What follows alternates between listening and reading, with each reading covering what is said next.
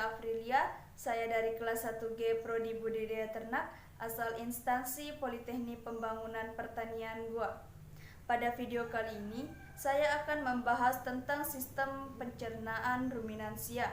Sistem pencernaan pada hewan ruminansia ini sangat berbeda dengan sistem pencernaan pada hewan-hewan lainnya.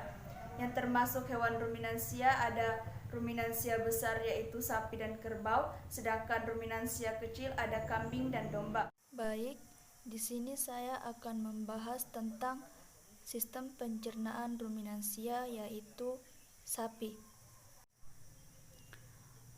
Pada sistem pencernaan ruminansia ada kantong empedu yang berfungsi untuk menyimpan cairan empedu yang diproduksi oleh hati.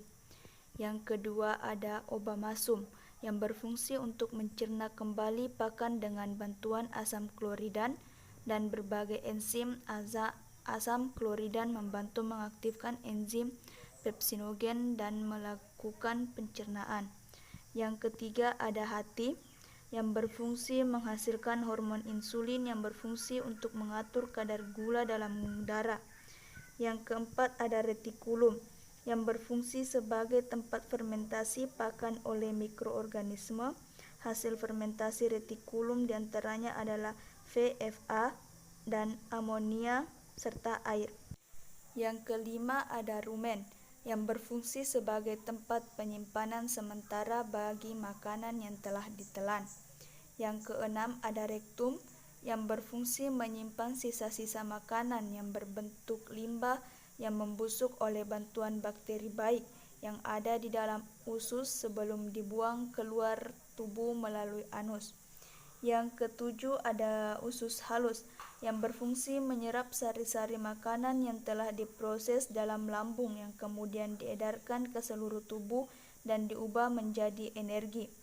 Yang kedelapan adalah omasum yang berfungsi sebagai pengatur arus ingesta ke abomasum yang menyaring partikel yang besar, juga berfungsi menyerap air, asam lemak tertentu dan natrium secara bertahap. Yang kesembilan ada usus besar yang berfungsi sebagai penyerap air. Makanan yang masuk ke dalam usus besar akan mengalami penyerapan kadar airnya dan juga penyiapan limbah yang berupa fases untuk dikeluarkan.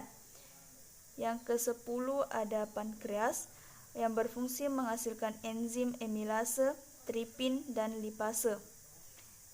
Yang ke-11 ada sekum yang berfungsi untuk menyerap cairan dan garam yang masih tersisa setelah selesai pencernaan usus dan penyerapan untuk mencampur isinya zat pelumas. Yang terakhir ada esofagus yang berfungsi sebagai jalur penghubung antara rongga mulut dan lambung makanan yang masuk hanya lewat esofagus tanpa melalui proses apapun. Baiklah, itulah tadi pembahasan tentang nama dan fungsi-fungsi sistem pencernaan ruminansia. Semoga video ini dapat bermanfaat.